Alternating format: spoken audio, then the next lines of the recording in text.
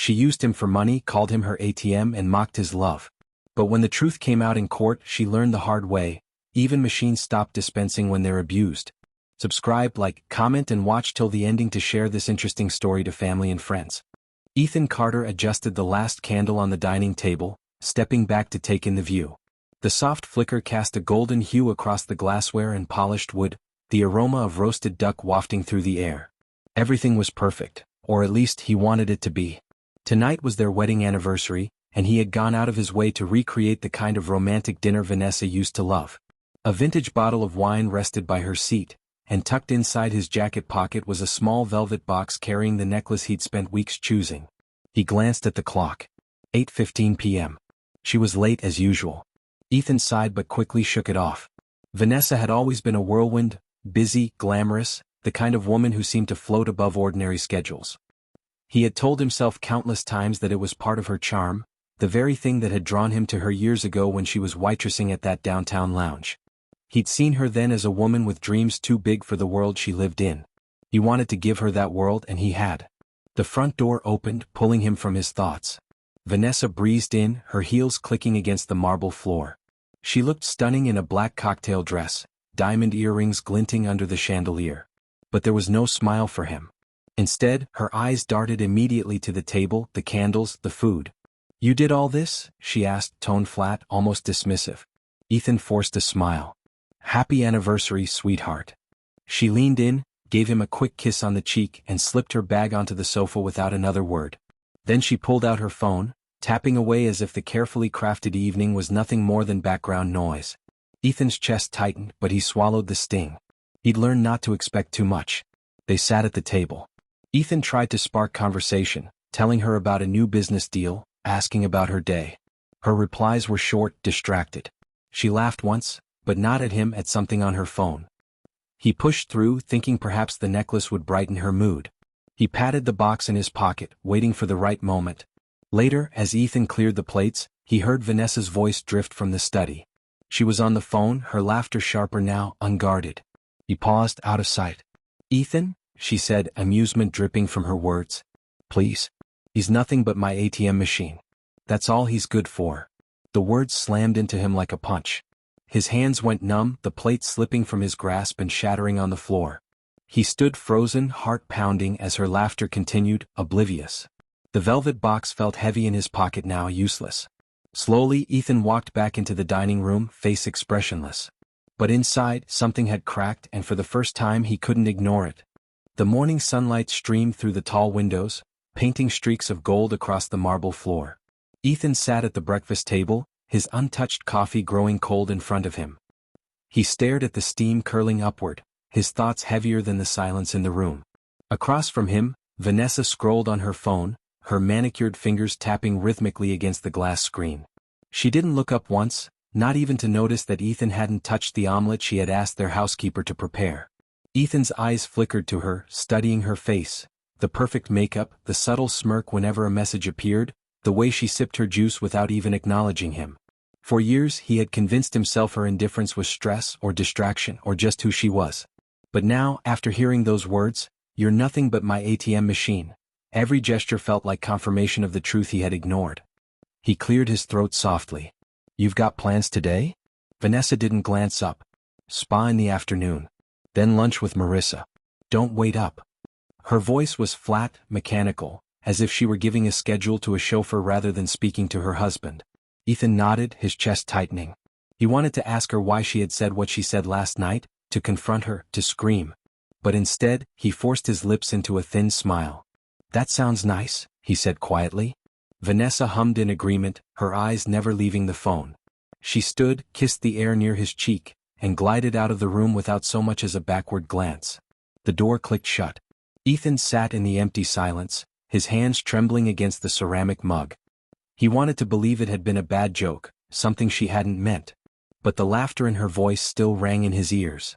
He rose, pacing the length of the dining room, his mind racing. For years he had worked late nights, built companies from the ground up, fought through failures, all for her. For them. And yet, to her he was nothing but a bank account. Ethan pulled out his phone, hesitating as his thumb hovered over the screen. He scrolled through his contacts until he stopped at a name, Michael Grant. A friend, but also a discreet private investigator he had used once before during a corporate case. His thumb pressed the call button before he could second-guess himself. "Grant here," the gruff voice answered. Ethan hesitated, then steadied his tone. "It's Ethan. I need your help, with something personal." There was a pause. "Say no more. We'll keep it quiet." "What's the target?" Ethan swallowed hard, his voice low. "My wife. I want to know everything. Where she goes. Who she meets. No detail is too small." For a moment after he hung up, Ethan sat staring at his reflection in the darkened screen of his phone. His face looked unfamiliar, harder, colder. The man who once turned a blind eye out of love was gone. In his place was someone who needed the truth no matter how much it hurt. 3 days later, Ethan sat in his office, staring blankly at the city skyline through the floor-to-ceiling windows. His desk was cluttered with papers he hadn't touched, contracts he hadn't read. For the first time in years, business didn't matter. All he could think about was what Michael Grant might uncover. The buzz of his phone snapped him back. A message: "I have what you asked for. We need to meet. Tonight." Ethan's chest tightened. He grabbed his jacket, left the office, and drove to the quiet diner on the outskirts of town where Michael had suggested. The investigator was already there, a stocky man in his 50s with a weathered face that didn't need words to say he'd seen too much of human betrayal. He slid a manila folder across the table as Ethan sat down. "You might want to brace yourself," Michael said, voice steady. Ethan's fingers hovered over the folder before pulling it open. The first photo hit him like a slap. Vanessa in the arms of a younger man, his hand pressed against her back as they kissed in the parking lot of a hotel. Another photo, Vanessa and the same man, laughing in a private booth at a restaurant, her head resting on his shoulder. Ethan's stomach churned, but he forced himself to keep flipping. Each picture stripped away another illusion.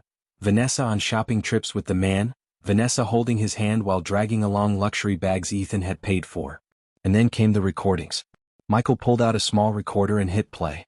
Vanessa's voice filled the space, light and mocking. "Ethan has no idea. He's just a money machine. Once I divorce him, I'll be set for life. Half of everything will be mine. And then I can finally live without pretending." Laughter followed, hers and the lover's. Ethan sat frozen, his jaw clenched so tightly his teeth ached. The words looped in his head, each one heavier than the last. He had known something was wrong, but hearing it, seeing it, it shattered him in a way he couldn't describe. Michael leaned forward. "I've seen this before, Ethan. She's planning to get you in court. I suggest you start preparing." Ethan's eyes stayed fixed on the photos. A wave of grief washed over him, followed by something sharper, colder. His hand curled into a fist on the table. "She thinks I'm just a machine," he murmured. His voice was low, steady. "Machines dispense as long as they're maintained. But when you abuse them, when you push too far, they break." Michael studied him for a long moment, then nodded. "So what's the play?" Ethan closed the folder, his expression unreadable now. "The play is simple. If she wants to treat me like an ATM, I'll show her what happens when the cash runs out." For the first time in days, his chest no longer felt heavy. The pain was still there, but it had hardened into resolve. Ethan sat in his study late that night, the folder from Michael spread across his desk. The photographs and transcripts stared back at him like open wounds. Once, he might have confronted Vanessa in anger, demanded explanations, begged for answers. But not anymore. Now every piece of evidence was a tool, a weapon. He leaned back in his chair, fingers steepled under his chin, his mind sharper than it had been in weeks. Vanessa thought she was clever, that she could manipulate him and walk away with half of his empire. She didn't realize that every dollar she flaunted, every luxury she paraded, came from his discipline, his planning, his sleepless nights building businesses from nothing. And now he would use that same discipline to dismantle her illusions. The next morning, Ethan walked into his office earlier than usual. His chief financial officer was surprised to see him, but Ethan waved him inside. They spent hours restructuring company shares, transferring assets into untouchable trusts, and creating layers of protection that no court could easily penetrate. Ethan made sure nothing bore Vanessa's name, not the properties, not the accounts, not even the vacation home she loved to brag about on social media. By noon, his financial fortress was secure. From the outside, nothing had changed. Ethan still signed off on Vanessa's extravagant credit card bills. He still nodded when she paraded around with new designer bags, still handed her envelopes of cash for spa treatments and charity events. To her, life remained as golden as ever. But behind the scenes, the walls were closing in. At dinner, Vanessa tossed her hair back, recounting her day out with friends. You should have seen their faces when I told them about the Maldives trip. They're jealous, Ethan. They say you spoil me. Ethan smiled faintly, cutting his steak. Do they? Of course. But that's what a good husband does, right? Takes care of his wife. Her eyes sparkled with pride, though not at him, at herself. She sipped her wine, oblivious to the storm building in his silence. Later that evening, Ethan slipped into his private office after she had gone to bed. He logged onto his laptop and opened a folder labeled simply, Contingency. Inside were copies of the investigators' photos, audio files, and financial reports of every indulgence Vanessa had charged to his accounts. Each file meticulously labeled, each date carefully recorded. If she wanted a divorce, the evidence would not only protect him, it would destroy her credibility. He closed the laptop with a decisive click, his reflection staring back at him in the darkened screen. The man he saw wasn't the same one who had set a romantic table days ago. This version of Ethan was sharper, colder, his hurt forged into strategy. Upstairs, Vanessa slept soundly, dreaming of freedom and fortune. She had no idea the empire she planned to seize had already slipped through her fingers. And Ethan wasn't going to warn her. It was a Friday evening when Vanessa finally said the words Ethan had been expecting. They sat in the living room, the glow of the chandelier reflecting off the crystal glasses on the table. Vanessa had just returned from another lunch with friends, her perfume lingering like smoke as she sank gracefully into the leather sofa. She didn't bother with small talk. Instead, she crossed her legs, smirked, and looked him straight in the eye. Ethan, I think it's time we faced the truth, she said, swirling the wine in her glass. This marriage isn't working anymore. Ethan leaned back in his chair, his expression unreadable. His heart didn't race. His hands didn't shake. He had been waiting for this. Vanessa went on, her voice smooth, rehearsed. We've grown apart. You bury yourself in work, and I need more out of life than waiting around for you. It's better if we split while we're still civil. She paused, watching for his reaction. Ethan only nodded slightly, prompting her to continue. And of course, she added with a sly smile, I'll expect the settlement to reflect the lifestyle I've gotten used to. I've given you the best years of my life, Ethan. The least you can do is make sure I'm taken care of. Half of everything seems fair, don't you think? The arrogance in her tone cut deeper than any blade. She wasn't asking. She was declaring. Ethan studied her quietly. Half of everything, he repeated, his voice calm. Vanessa mistook his composure for defeat. She leaned forward, resting her hand on his knee. Don't worry, darling. You'll still have plenty left. You're successful. You'll make it all back. You always do. That's why I chose you. Her words rang in the air like a cruel echo of the night he had overheard her. ATM machine. Ethan gently removed her hand from his leg. If that's what you want, Vanessa, he said softly, then we'll proceed. She blinked, slightly surprised by his lack of fight, then smirked again. Good. I knew you'd be reasonable. That night, after she had gone to bed, Ethan sat alone in his office, staring at the stack of documents his lawyer had already prepared. The evidence of her infidelity, her lavish spending, her mocking words, it was all neatly arranged, ready to be unveiled in court. He allowed himself a small smile, though there was no joy in it. This wasn't about triumph. It was about truth. Vanessa thought she had cornered him, that she would walk away with millions. What she didn't know was that she was walking straight into the net he had been weaving for weeks. Ethan closed the folder, turned off the lamp, and whispered into the darkness. Let the game begin. The courtroom buzzed with low murmurs as people settled into their seats. Sunlight streamed through the tall windows, cutting lines across the polished wood. Vanessa walked in first, dressed in an elegant cream suit, her chin high and her lips curved in a self-satisfied smile. Beside her, her attorney carried a thick briefcase as though victory was already sealed inside. Ethan entered moments later, calm and deliberate. He wore a simple dark suit, his lawyer at his side. His expression gave nothing away, no fear, no anger. Just quiet resolve. Vanessa glanced at him across the room and smirked, as if she were already rehearsing the headlines. Wealthy socialite wins $1 million divorce. The proceedings began. Vanessa's lawyer stood, painting her as a devoted wife who had sacrificed her best years for a husband who was absent, obsessed with business, emotionally unavailable. The lawyer spoke of her contributions to the marriage, the lifestyle she had helped create, and the fairness of granting her half of Ethan's fortune. Vanessa dabbed at her eyes with a tissue for effect, though her gaze flicked toward Ethan with smug anticipation. Then Ethan's lawyer rose. His tone was calm, precise. Your Honor, the picture painted here is incomplete. If I may, I'd like to submit evidence that will shed light on the true nature of this marriage. He handed the judge a neatly organized binder. Inside were photographs, time-stamped and authenticated, Vanessa with her lover, kissing in a hotel parking lot, dining intimately at expensive restaurants, shopping trips funded with Ethan's credit cards. Gasps rippled through the courtroom. Vanessa stiffened, her painted confidence cracking for the first time. But the lawyer wasn't finished.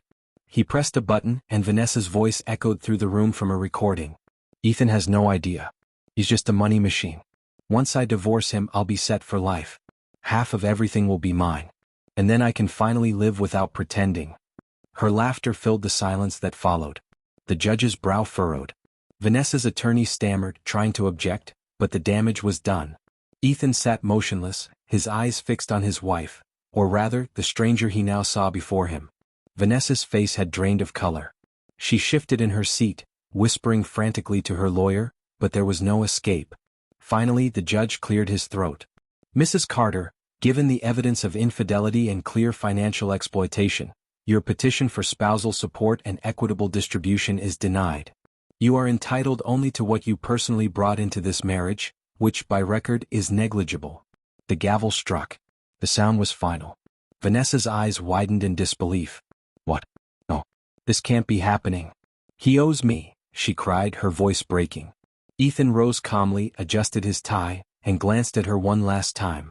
There was no triumph in his gaze, only the cold truth she could no longer escape. The machine had stopped dispensing. The courthouse steps were crowded with people as the afternoon sun bore down, reporters snapping photos and curious onlookers whispering. Vanessa stumbled out of the heavy doors, her heels clicking unevenly against the stone as if even they had betrayed her. Her lawyer trailed behind, face pale, avoiding her eyes. She whirled around to Ethan, who emerged moments later with measured calm, his lawyer at his side. Gone was the smug confidence she had carried into the courtroom. Her carefully crafted image was shattered, her reputation in tatters, her future stripped of the wealth she had counted on. You can't do this to me, she shouted, her voice shrill, drawing the attention of everyone nearby. After everything I've given you, after everything I sacrificed, you owe me, Ethan. People paused to watch, phones raised, recording. Ethan stopped on the steps, turning slowly to face her. His expression was steady, controlled, as if the storm inside him had finally settled into clarity. You think I owe you? He said, his voice low but carrying weight. Vanessa, you never loved me. You loved what I could give you. I was never your husband to you, I was your ATM. Her face twisted, the words hitting her harder now that they were out in the open. Ethan took a step closer, his tone calm but cutting. But here's the thing about machines, they stop working when they're abused. And you, Vanessa, you drained me until there was nothing left. No respect. No trust. No love. Vanessa's eyes glistened, but not with regret, with fury. You'll regret this. You'll be alone. You'll have nothing without me. Ethan's lips curved into the faintest smile, one not of joy but of freedom. I'd rather be alone with nothing than chained to someone who saw me as nothing. The crowd murmured, the moment heavy, almost cinematic. Vanessa's posture faltered, her shoulders sinking under the weight of humiliation. Her lover had already abandoned her weeks ago, the money she thought she would seize was gone, and now even her pride had been dismantled. She turned away sharply, pushing past the reporters, her steps hurried, desperate, like a queen cast from her throne. Ethan remained where he was for a moment, breathing in the crisp air. For the first time in years he felt light, unburdened. The pain was still there, yes, but it no longer controlled him. His lawyer touched his shoulder. You handled it well, Ethan? He nodded. It wasn't about handling her. It was about ending it. As he descended the final steps, he looked out at the city ahead. His city, his life, his second chance. The chapter with Vanessa had closed, not with rage but with truth. And sometimes truth was the sharpest revenge of all. Subscribe, like, comment and share this interesting story.